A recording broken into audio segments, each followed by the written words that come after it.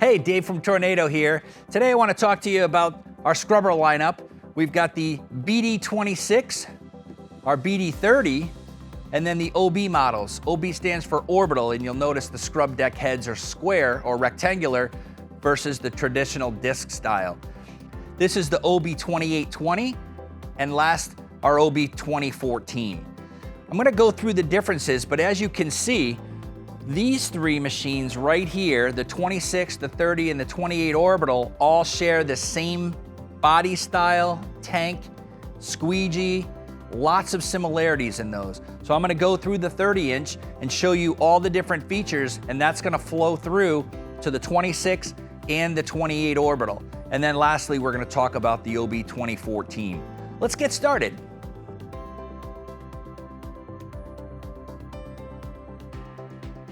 All right, so we pulled out the BD 3020, and like we said in the earlier part of the video, they're very similar as far as the build and the chassis and the tank. So I'm gonna go through this with you, and it's gonna be nearly identical to the other two models. First off, I like to start with the flow of the dirt. So we're gonna start right where the dirt starts to enter the machine, go through the machine so we don't miss any points. And right off the bat here, you see this gray piece right here. That's a shroud, and that's designed to go around the deck head so that the deck, when it's spraying out the dirt and the solution, it doesn't dirty up anything, then it's spray or splatter anywhere. So we put that shroud on there to keep everything contained. The way you do that, that's gonna be inside your tank when you get the machine. So it's gonna be wrapped in plastic, you're gonna install it, and the way to install that is you're gonna put these two tabs right on the front, and then wrap it around to the back. And with that screw,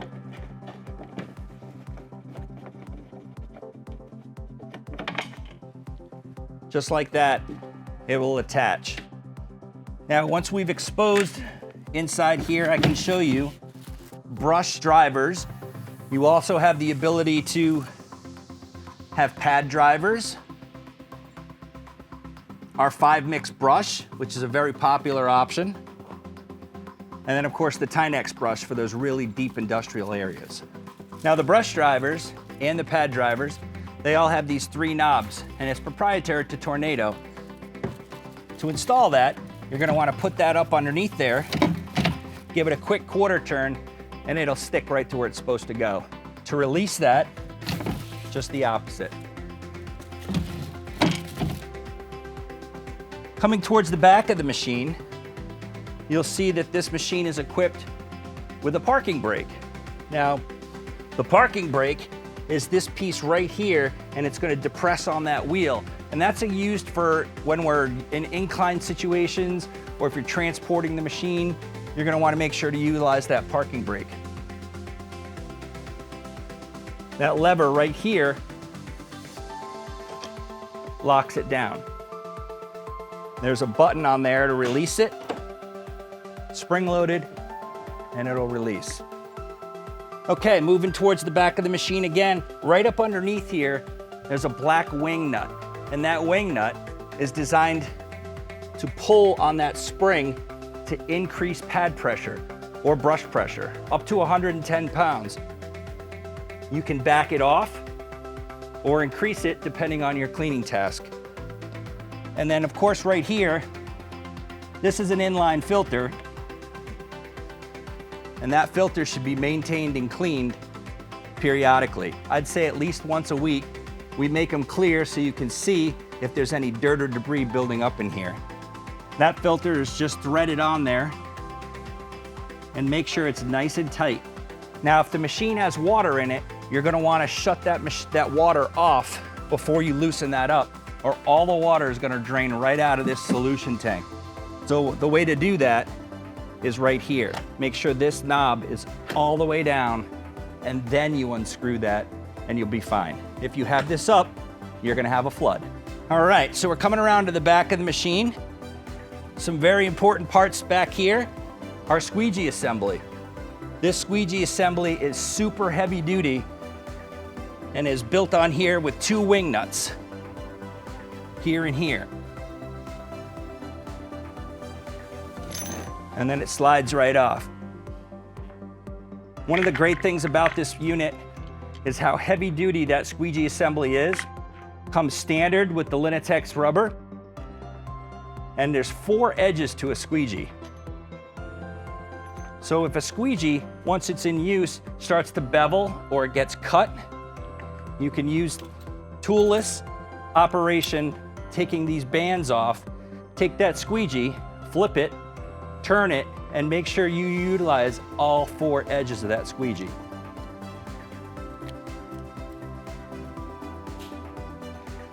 To put it back on, you'll notice those 2 washers, they're gonna slide right over the top of those 2 cutouts in the squeegee assembly.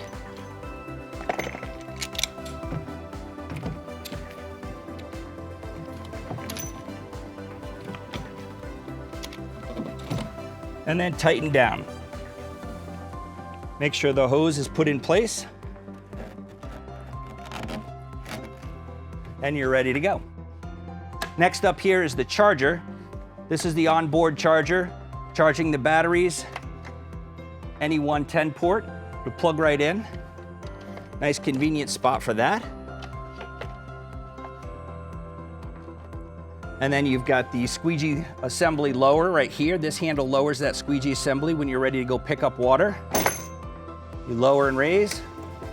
Again, that was that e-brake right here. And then your water shut off.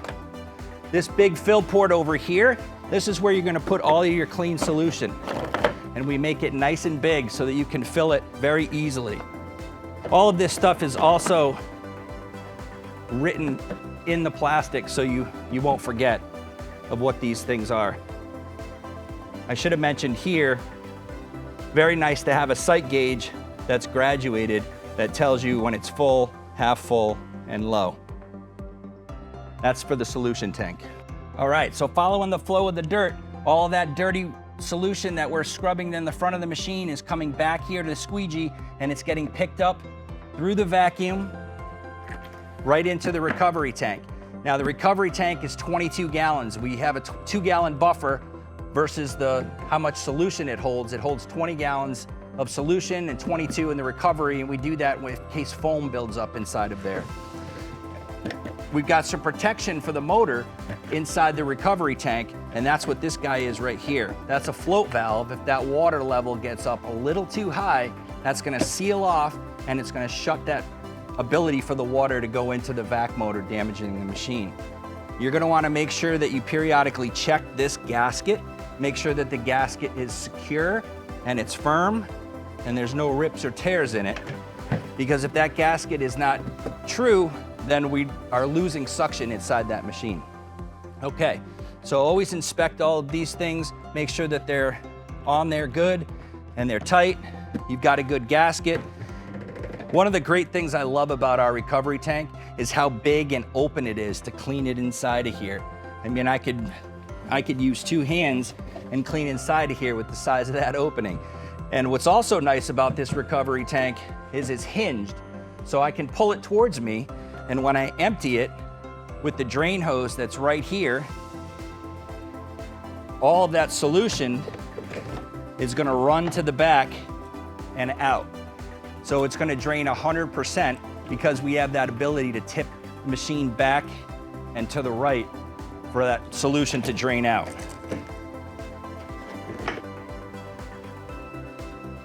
The tank's got a nice piston right here that holds the tank in place while it's elevated in case you need to do some battery maintenance or you need to change out a vac motor. Very simple to work on. All of the vac motors for all the machines are plug and play. So you can actually change a vac motor all by yourself simply by unplugging, taking that one out, and plugging a new one right in.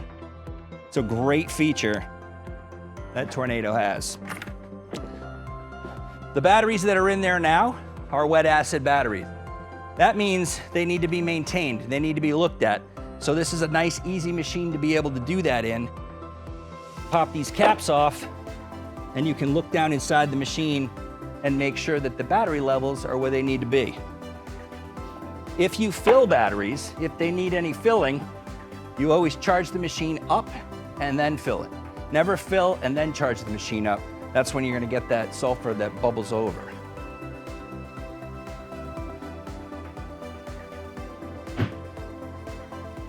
Ooh, one more thing I wanted to point out in there.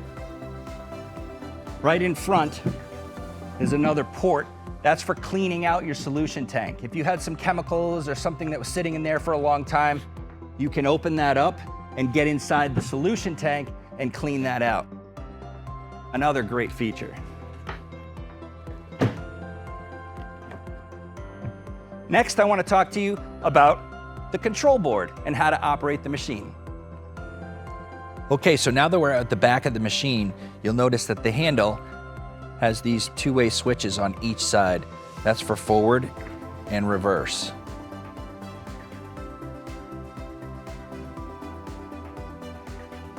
The button right here is going to actuate that deck head going up or down.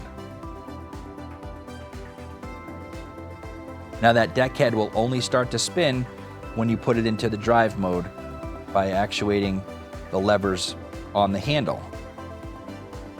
Press it again and that deck head comes up. Right above that, the vac system, turn on the vac motor, press it again to shut it off. This unit also has the ability to decrease that decibel level if you're in sound sensitive areas. It also decreases the pressure or the vacuum pressure, but if you can listen to it, holding this button in, you'll change that vacuum.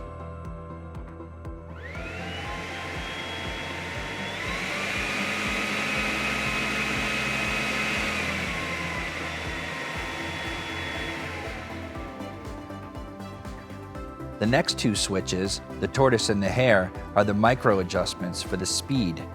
You want to slow the machine down, you simply decrease the speed by pressing on the tortoise. Increasing that speed, you'll see that the arrow fills up. The one below that, you'll never have to worry about.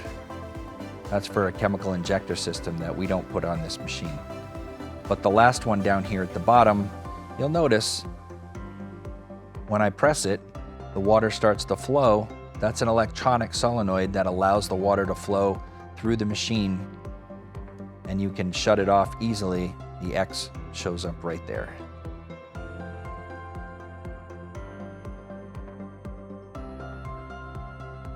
Now the Orbital 20's got some variations from the other three units, certainly the 28-inch Orbital. The difference is you're going to find that deck size is a 20-inch pad, 14 inches long, versus the 28-14 that you're going to find in the larger unit. But when you're looking at the scrubber head on, we've got the drain hose right in front versus the other one was in the back. I like it in the front because it's commode height. When you're on the go, you can drop it into a toilet or a urinal or a floor drain very easily and drain that recovery tank. And that just pulls right off and empties out.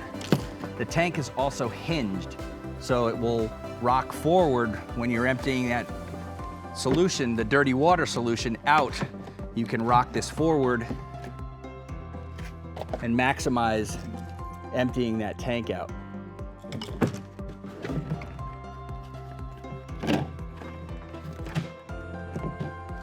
Coming around to the side, very similar to the other units, you're going to have the pressure adjustment for your head right here, and then that inline filter is right back here. So again, you can use that to drain the solution tank. You're also going to want to check on that and make sure that there's no debris building up in that tank, in that filter rather. Now coming around to the back of the machine, you're going to notice that the head drops down on this manually. That's what this foot pedal is for. Down and to the left, and that head drops. Step on it again, to the right, and it locks into place. The other features on the back of the machine look very similar to the other three units. You're going to find your water wide open, a lot of water flowing to the floor there, and then your water shut off all the way to the floor. This also is equipped with that parking brake like the other units. Your fill port is going to be on this side of the machine. Nice big wide open fill port.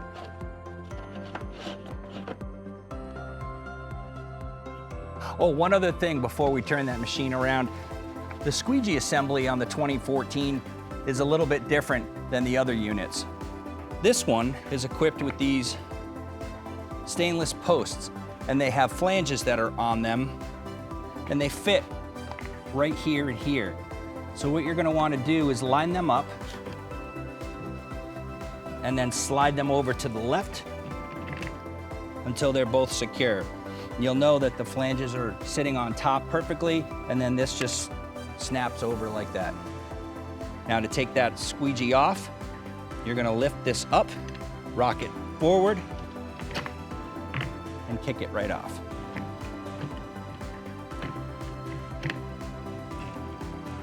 And then don't forget your suction hose.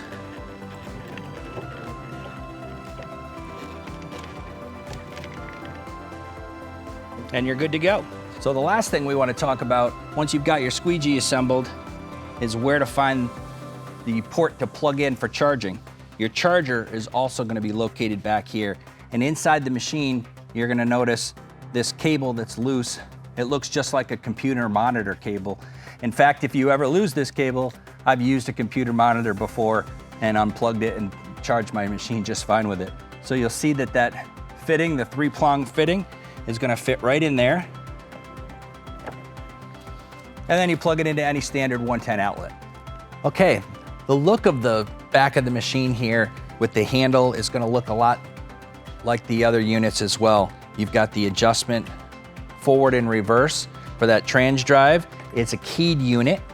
So we're gonna turn the machine on, and you'll notice that it's gonna have a quick self-check, and then it's gonna tell me that it needs water. That's what the H2O stands for. And then it's coming up at 90. Now that 90 is a range. It can go anywhere from 100 in increments all the way down to 20. And that range will vary depending on the amp draw that's gonna happen with the machine. So if you've got the head down and you've got the vac on, that 90 might jump to 70 or even 60 very quickly, depending on what you're cleaning and how you're cleaning it. Also, you'll notice there's a little hourglass. If you hold that hourglass down, that's a maintenance meter. You holding it down, it shows me that this machine has 0 hours, and then it flashes to minutes, and it's 8 minutes.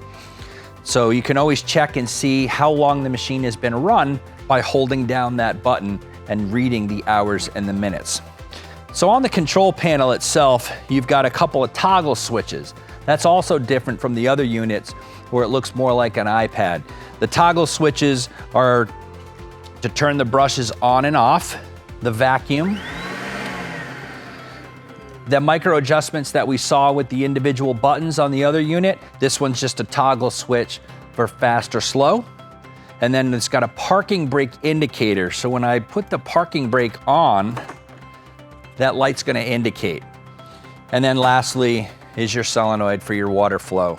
You can shut that off and on, as well as using it right here.